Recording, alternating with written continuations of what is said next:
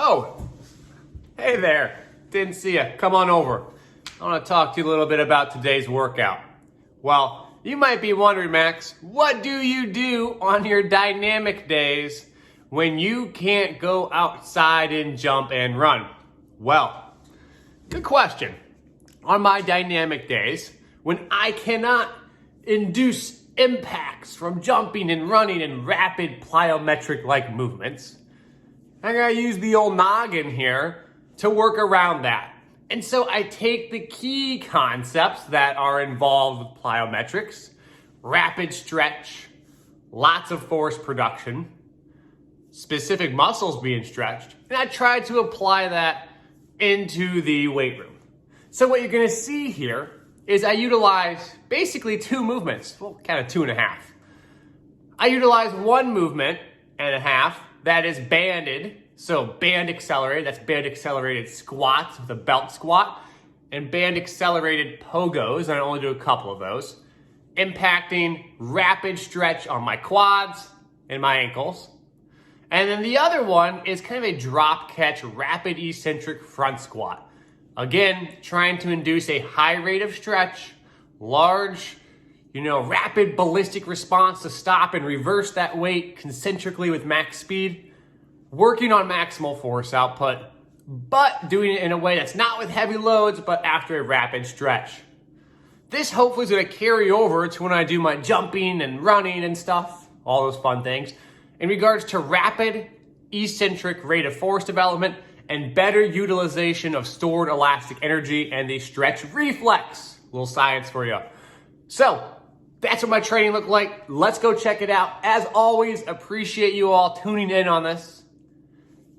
Please feel free to subscribe, like, share, do what you do on YouTube. I'm trying to grow this page with your help. So I appreciate y'all as always. Let's go check out the training clips. Thank you. So here are the speed band squats, whatever you want to call these, speed over speed belt squat things. I wanted to show the setup here because I know I get 1,001 questions about it. Basically, I'm just using a Spud Inc. belt and a carabiner, and then my bands are attached around these pegs on the power rack, and I squat down to set them up. But the key thing is you guys set them up one at a time. You can't lift all those bands up and try and put them on the carabiner. That's a recipe for disaster. It's something I really like. I like this movement a lot. The fact that you do get a rapid stretch, a quick overspeed. You can see the speed of movement is pretty quick. And there isn't any bar on my back, which is also nice. So I'm just focusing on being upright, joint-specific angles, trying to be quick and rapid. This is what I would do I am doing for some dynamic stretching, rate of stretching, if I don't have any plyos, right? So you can see me messing around here. Can I jump with it? Can I not jump with it? I didn't like jumping, so I figured people were going to ask, oh, did you jump with it? Answer is kind of, but not really.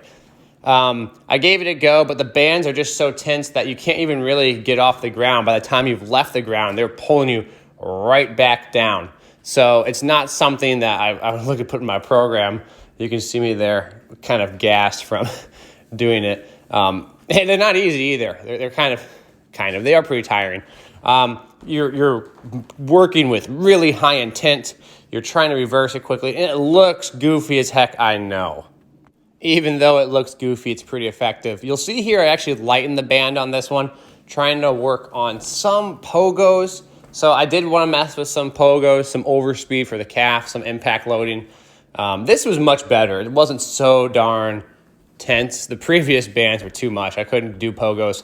This allowed me to do it. It was a nice little pairing. So I go in overspeed with the belt squat, and then I take it off and I pair it with some pogos.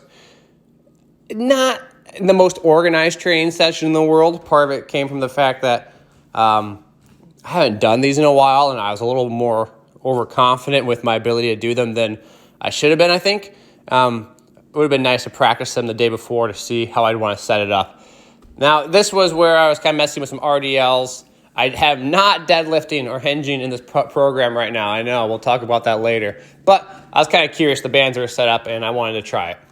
So then here I go into a front squat position. This safety bar squat, people yell at me, oh, if you put it in the front, it feels like a back squat. Well, no, it doesn't to me. It feels like a front squat. It doesn't feel like a back squat. It allows me to stay nice and upright. I really like the torso position I get. And I'm working on rapid, well, it doesn't look as rapid as before, but rapid lowering, quick eccentric loading.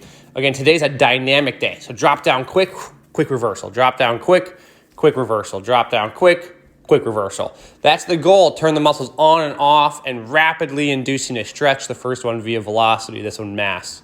So this one here, I want to give you all a side angle so you can see the joint positions at which I'm trying to reverse at.